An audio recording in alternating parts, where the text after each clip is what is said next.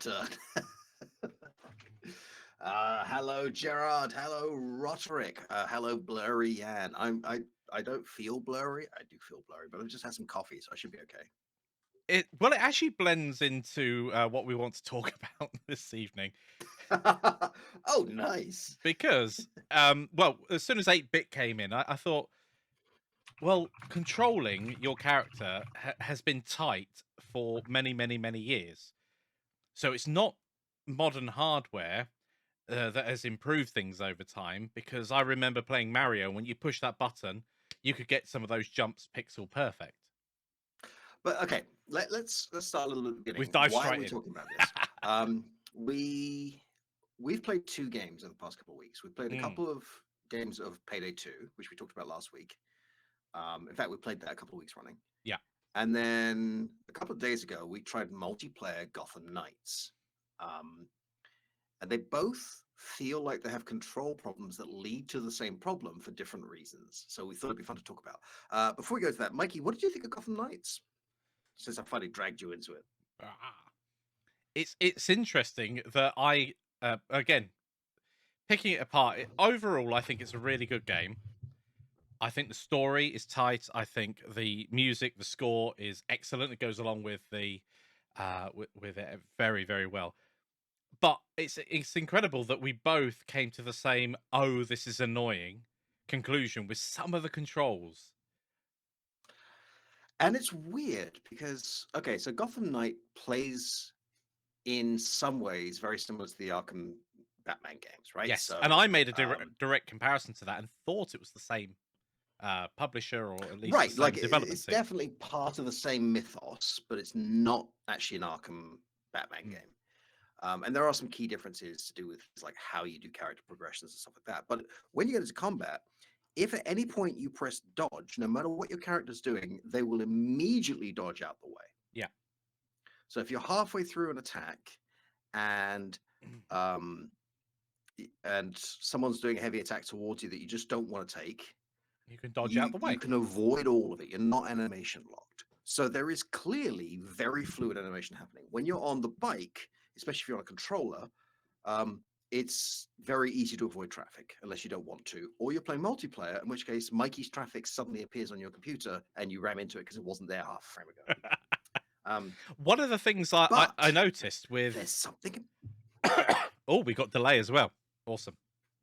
I was gonna quickly jump in and say that there is something about the control system where if you're trying to make micro movements, your character actually has to have not just the initial impulse. It needs your character almost needs to like get underway before you can actually change direction. There's no micro movement of your character. Right, and it's okay. Let's talk about the basics of good character movement, You in a right? donkey costume or something? No, I mean No, my no, nice just furry, I'm fuzzy, yeah, ass fuzzy. yeah. Uh, it's not a donkey. I'm just stupid.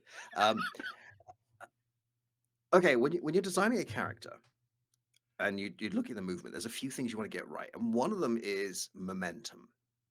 Right? When you stop moving, you expect your character to not suddenly stop. You expect some inertia to happen. But Yeah. how much inertia and how much control the player has is really difficult to get right. So, as an example, we were playing Payday 2, and Michael was saying the stealth missions are really fun, but the controls are really slidey. Yeah. Felt like you were on ice. You kind of didn't Right. come to a stop. You came to a stop and then you moved a little.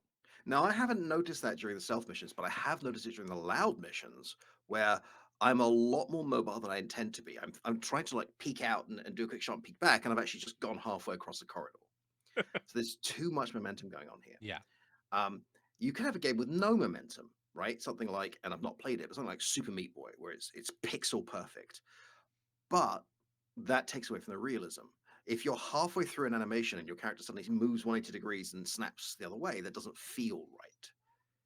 So Gotham Knight has this thing where if you're facing left and you just tap to the right on the joypad of the keyboard, they will do the full turn animation,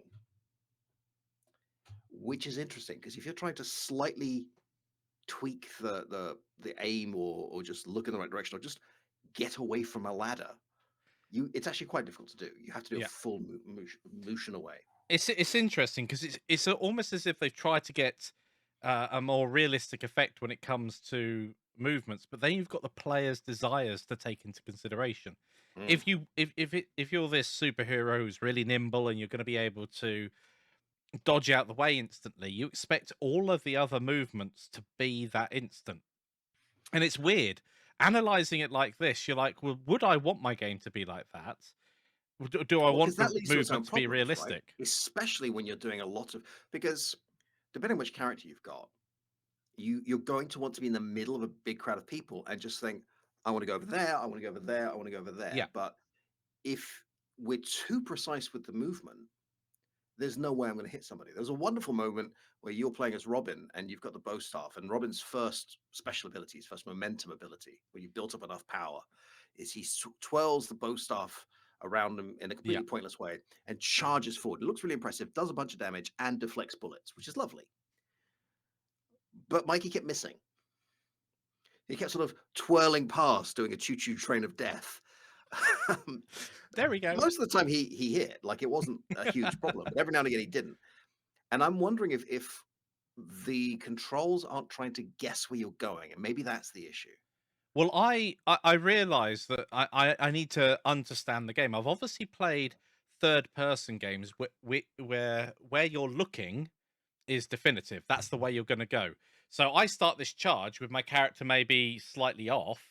I'm looking this way, and so I start the charge, and the character kind of runs that way, and then I have to arc back round. And I think that's my disconnect with the actual There's controls definitely that. themselves. I think there's some prediction going on. For those of you who've not played it or seen it or played the Arkham games, you have a grappling hook, especially useful in a big open world city. You can use your bike. Nobody really wants to use the bike. It's not that fast. It's slightly faster than swinging across the city. Swinging across the city is manifestly more fun. Definitely. However, clearly, if we make a game where we have to put full collision on every aspect of every piece of building, and then you could just aim a thing at it, that's going to massively slow the thing down. So what we're going to do is we're going to put big box gliders around things, and we're going to put snap points where you can Yeah. attach to. Yeah. Every now and again, your character won't go the direction you think they're going to go. They're going to go up. And up and And up and up. most of the time that doesn't happen. But every now and again it does. And you're like, I didn't want to go that way. Mikey, you would we were trying to figure out what's faster, the bike Yeah. or grappling. And Mikey just kept going in the wrong direction. Well, I was near the cathedral and I latched onto the cathedral and I was looking again. I was looking at another part and I wasn't waiting for the reticule to aim because it had been so consistent at the lower city. But the moment I reached the cathedral, it kept targeting something completely off my screen, and I just went up and up and up. I was like, I don't think I'm going to catch up with you, Yan, because I'm now at the top of the Again, cathedral. when you sort of get a feel for this system, and it does feel a bit vibe based, which is interesting because you'd expect it to be more precise than that. But when you get a feel for it, you do get pretty good at I'm just going to leap in this direction, and by the time I get close to the ground, I'll be able to target something in front of me. Hopefully, I Well, don't think there's any fall damage in the game. It's very there isn't. forgiving with that. When you're about to hit the ground too hard, your character will fire their grapple up and hook on something that you can't see and break their fall, which is nice of them. Oh, is that what they're doing with the animation? I really couldn't Yeah, tell. but I'm wondering if there's a prediction going on there, and it might be the same kind of prediction that's happening in combat. Because often in combat, I like to play Nightwing, who's very good in a big group of people, right? Just bouncing around, bouncing around, bouncing around. Doesn't do as much damage as other people, but great crowd control, great like drop me in the middle of people, and I could just do all kinds of damage. But trying to figure out which one you're actually going to hit next is a bit of a problem. Good news is it doesn't really matter Mm, because you'll still do something awesome. So, okay, I can work with that. I'll just keep moving. But it's not as simple as that one's about to fire at me. I should hit him. Hello, Mind good Stammer. evening, Welcome. my stammer. Yeah.